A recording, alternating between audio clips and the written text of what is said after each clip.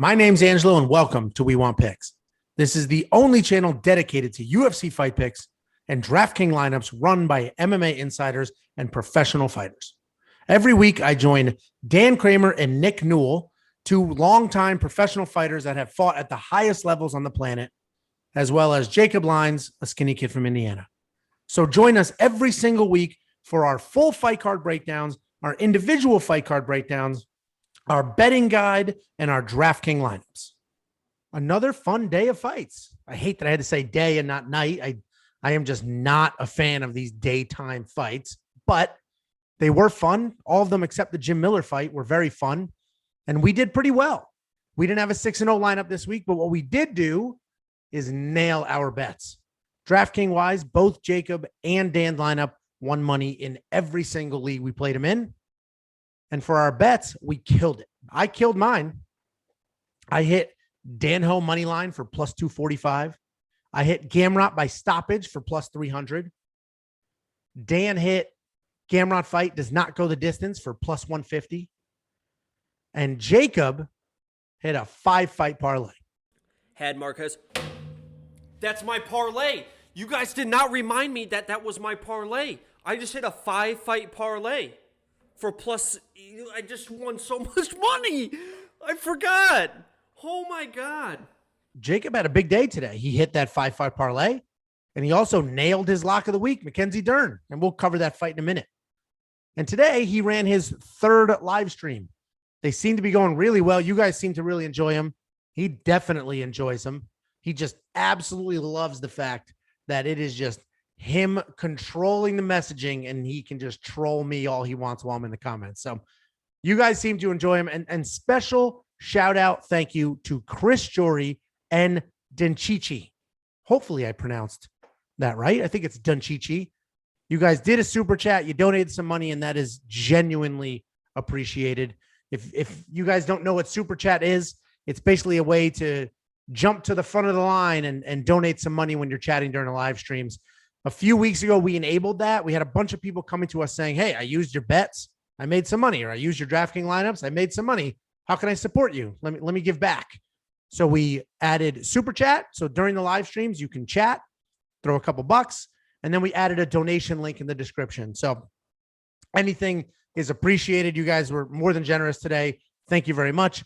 Jacob is definitely going to continue doing those live streams. And speaking of the live streams, it's a little tricky, right? So for him to do those live streams, he has to be home watching those fights with you at home. Normally, he's watching those fights here with me. And we talk about today's card. It was in the middle of the day and a Saturday, no big deal. UFC 260, I was out of town, no big deal. But UFC 261 for next week's fight night, those are at normal times on Saturday night. And I'm assuming he'll want to watch them here, unless I've just pissed him off so much he doesn't want to come back. But anyway, what we were thinking about is doing a sort of fights with friends type live stream format where I have a media room. We watch the fights in my media room.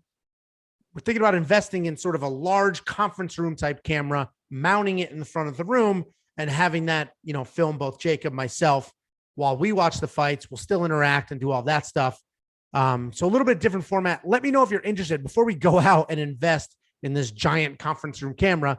Let us know if that's something you would be interested in, sort of a watch fights with friends type format, or if the Jacob only format is you guys love it, and leave it at that. The second thing I'll ask you to input on is, what else do you want to see during the live streams? Right now, it's just sort of the video and then reacting to the fights. We've added a timer so you can sync your TV with what's going on. But do you also want to see fight stats and live things like that? Do you want him to pull up his bets or pull up the DraftKings lineups, the league during the fights? Let us know. We're certainly, we're in grow phase now. We're in adapt and learn phase. So whatever works for you guys, let us know, and we'll try to incorporate the best we can, because we do this for you. So let's talk about some fights. Then I'll hit the fan comments, and then we will go into the DraftKings league that we set up for you, and we'll figure out who won that $50 gift card. It's normally $25 a week that we give away, but William Wang won last week. He won a bunch of money in a bunch of different leagues, and he said, you know what, guys, give the $25 to the next person. So we're doubling up this week. This week's winner will get $50 DraftKings gift card, and we'll get to that in a bit. Let's talk about the fights. They were all good, very fun. I enjoyed all of them, even the Jim Miller one, which was a bit boring, but I did enjoy it because the element of who's going to win this sort of grapple first approach was pretty interesting to me because Jim Miller won that first round, but then he lost the second too. William Knight. That one stung. We like William. Nick Newell, who's on our show, is legitimately friends with William. He knows him from the Connecticut scene. They've trained together. He knows his coaches. Nick's a bit of a celebrity, honestly. So everybody knows Nick, but in this case, he knows William, likes William very well. And the feedback was his cardio is fantastic and he hits hard. And that is exactly how William Knight fights. He hits hard. His cardio is fantastic. And in this matchup against Un Jun, we've seen Jung get touched up in the past. We've seen him get hit. Sam Alvey touched him up.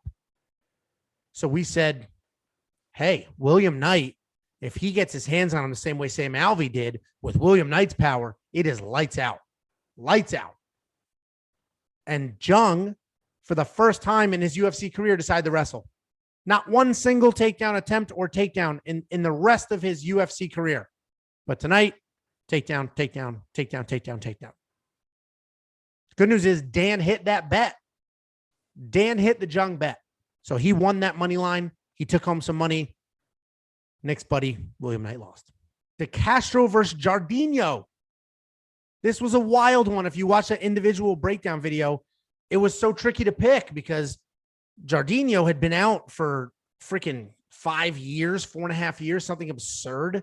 The feedback was literally that he's just been a cab driver this whole time. So who knows what kind of training he's getting in, but he was decent when he was fighting. It's 5 years later. Let's assume he's doing the right thing. So I picked him to win. Dan threw him in his DraftKings lineup, and boy, did that work out. First round knockout, tons of power. His nickname's Mountain Man or Man Mountain, and he looked fantastic. So great pick.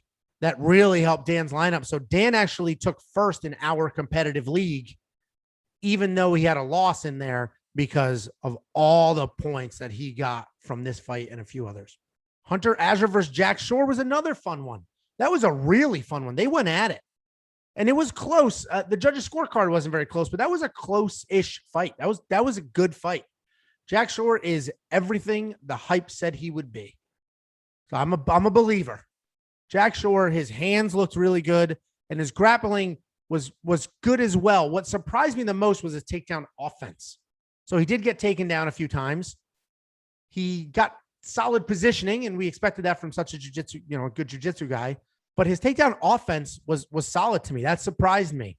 And I know, obviously, he's been taking down people in the past because he's a grapple-heavy guy. But Hunter Azure is a very, very good wrestler. So that was a good fight. I genuinely enjoyed it. It was tense. The judges were all over the place today. So it was definitely a little nerve-wracking waiting for that decision to see what was going to happen because those judges were kind of bouncing around all night with what a decision looks like. But it was a good fight, and I look forward to seeing Hunter Azure in the future. He's definitely a tough outing for most people in that division, and he was a tough outing for Jack Shore too. So we'll see what happens with those two. I imagine Hunter Azure is going to get another tough matchup to see how he actually stacks up, and then I think Jack Shore is just on the fast train to let's push this guy and turn him into something and see what we can do with him. Mike Perry versus Daniel Rodriguez. I mean, how frustrating was that fight? Comment down below if you're just yelling at your TV, telling the guy to shoot a takedown and move his freaking head. So first round, Mike Perry lands heavy. He's always had heavy hands. He's got decent speed, decent accuracy, but he got touched up. His head did not move.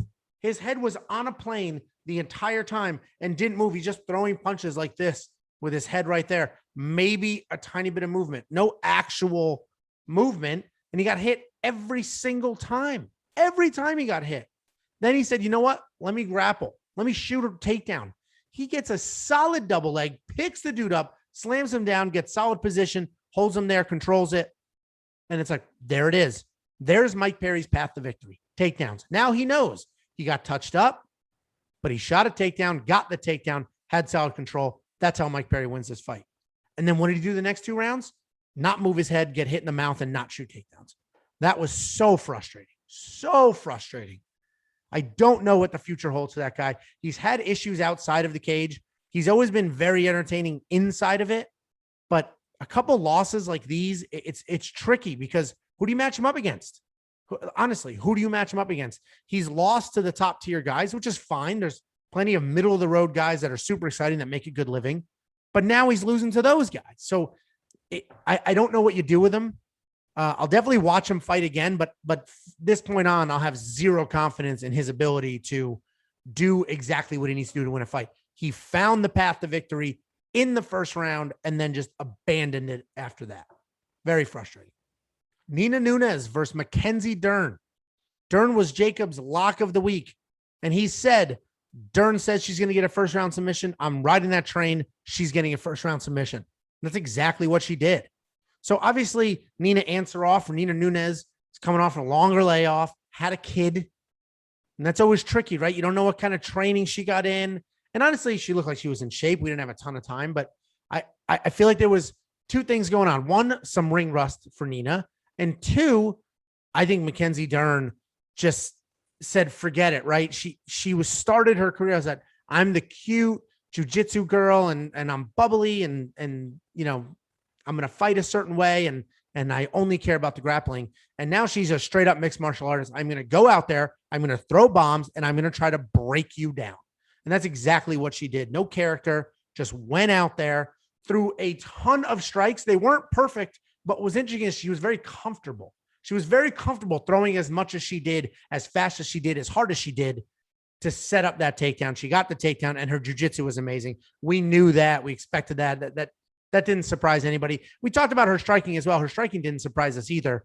I think we expected Nina to defend the takedowns a little better, but with the ring rust, with Mackenzie's just flurry of punches before the shot, there wasn't much there, but Mackenzie looked fantastic. I think she's quieted some of the haters because even though her record's great, she had a few wins there that looked terrible, and her loss, she looked terrible. But similar to Nina, that loss was after a layoff, after having a baby. But she physically looked fantastic on the scale. Her striking looked great. Her wrestling looked great. Her jiu-jitsu looked great. I mean, sooner or later, we have to be talking about Mackenzie Dern getting the title shot because she looked fantastic. And let's jump right to the main event. I don't know how to feel about that one.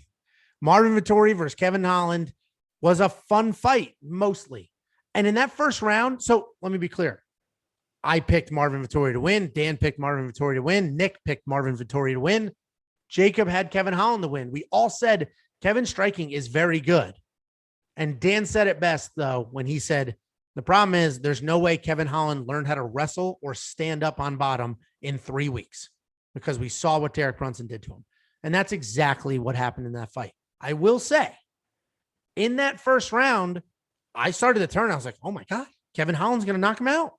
He's hitting him every time he wants to hit him. He's clearly the faster, more accurate striker. There's probably more power in there. And he seems to be frustrating Marvin.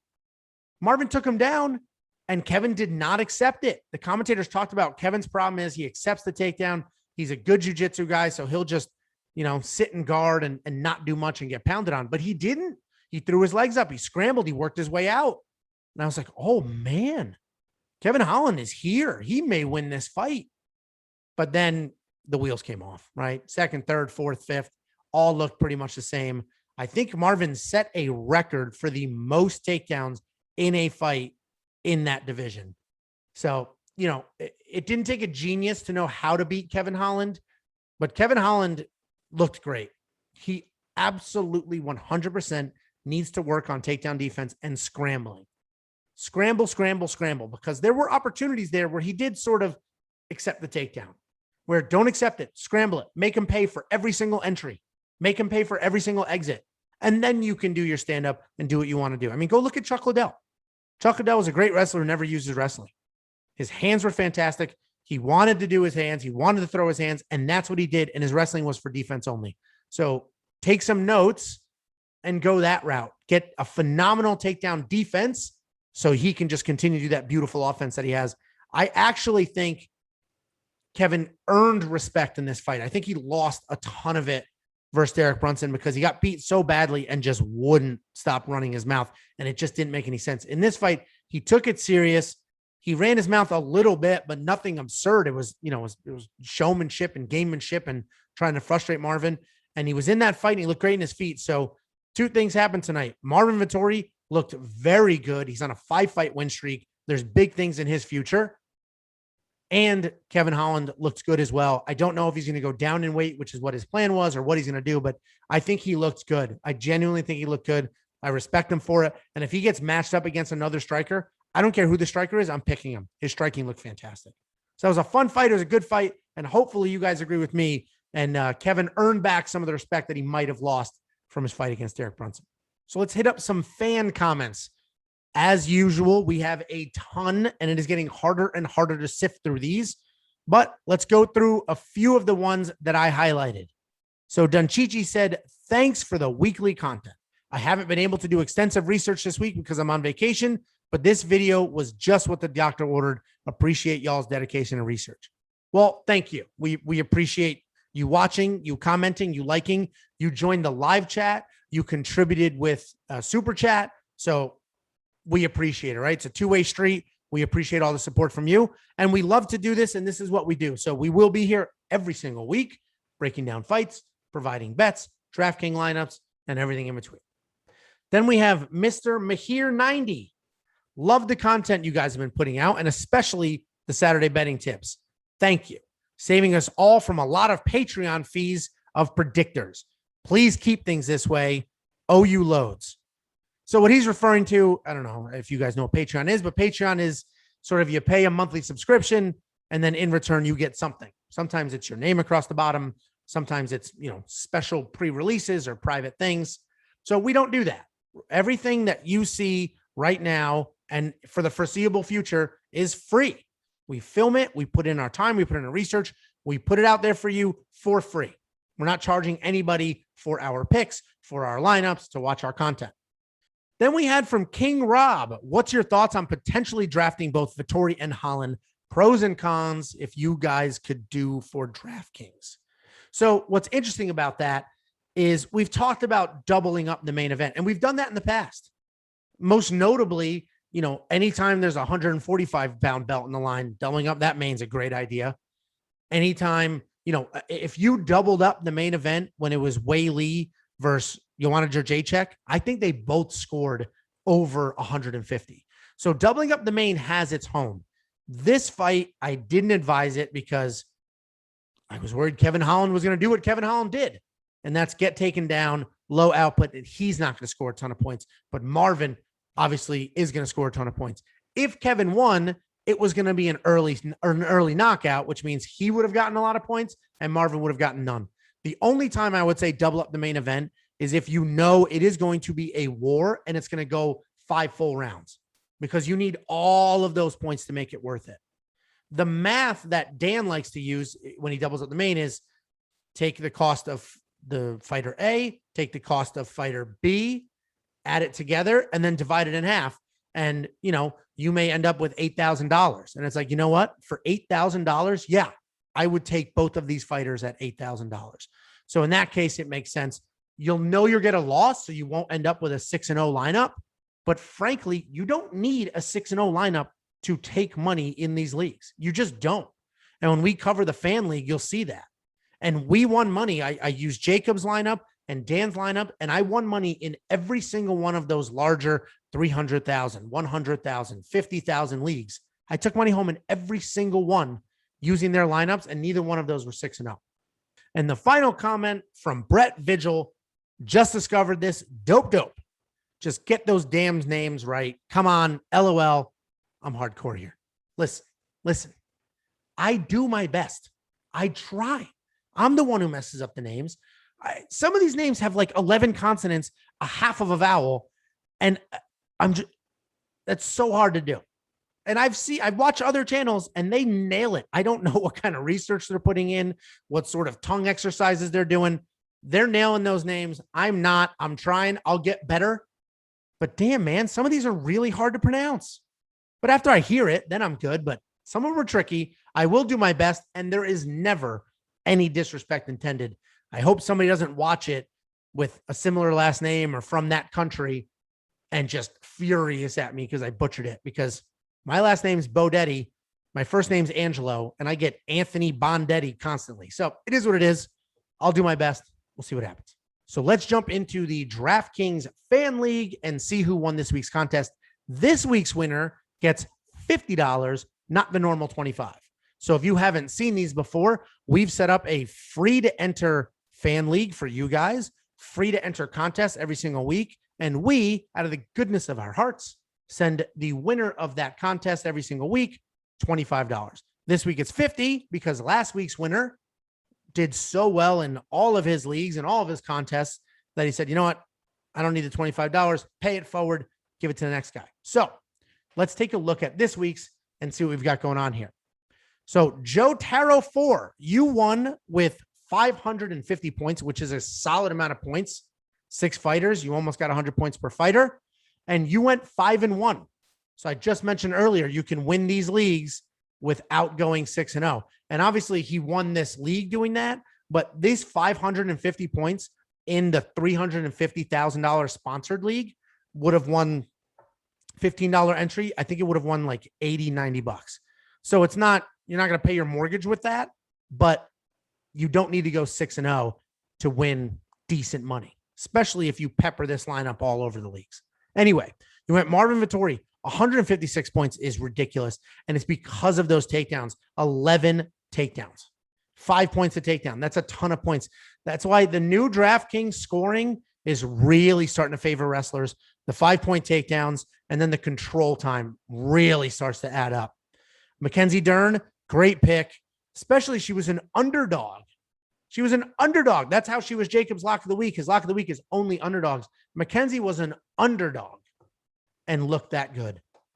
Joe Selecki, we were very high on him. We knew that was going to happen. It was basically Jim Miller fighting a younger version of himself, and the younger version of himself controlled that fight, won that fight. 75 points is decent. It's not an enormous amount, but frankly, it's a solid win. $9,100 is a lot of money to spend on that, but it was way offset by the $7,900 on Mackenzie Dern. Dan Ho was the one. Look at this, 8.1% draft percentage. So that means he was only drafted in 8% of people's lineups in this league.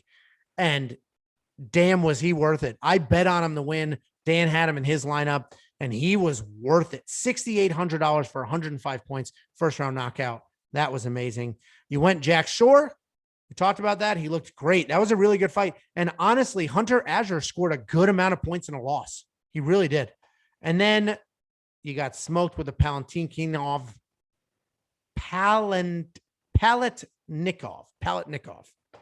versus Kasanganay. Anyway, 10 points. That's brutal. That sucks. But you did win the league.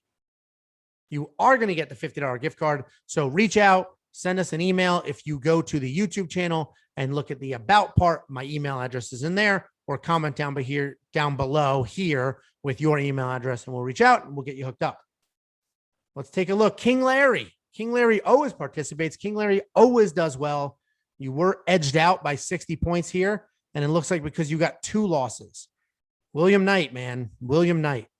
God, that one was brutal.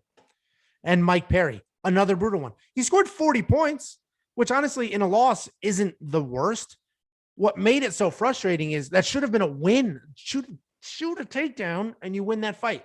So 40 points in the loss, another 11 from William Knight and, second place. But you participate all the time. So great job. Let's go down a few more. And I went through this earlier. Pretty much everybody has 1 or 2 losses. And that's what's interesting about these 15 fight cards. 15 fights, that's 30 fighters. There are so many combinations for DraftKings lineups that it's really hard to put together a perfect one. And it's also really easy to score a lot of points with an imperfect one because there is a lot of room for error. There's a lot of margin for error when you have that many fights and that many fighters. So you did well, man. 3rd place, almost 500 points. The big loss was Holtzman, 4 points. I mean, four is rough, but your winners scored a ton. Kenzie Dern, 110. Vettori, 150. Marquez, 105. Marquez was a great pick. A great pick. I mean, he knocked out and submitted Sam Alvey. Anyway, the Scott Holtzman pick, we all said Gamrot was going to win. I won a bunch of money on my Gamrot inside the distance bet. Dan won money on Gamrot, that fight not going to a decision. So we were all pretty high on Gamrot. So unfortunately, you drafted Holtzman. And I will go to fourth place. Un Jun, 0124. Kevin Holland, 35 points. That's rough, man. Five rounds. You want to see more than that. He scored more points in the Brunson fight. In the Brunson fight, I think he scored 50. You went Mackenzie Dern, Mike Perry. That sucks. But you did well with, a 4-2 lineup. Kasanganay, 92 points. Jack Shore, 93.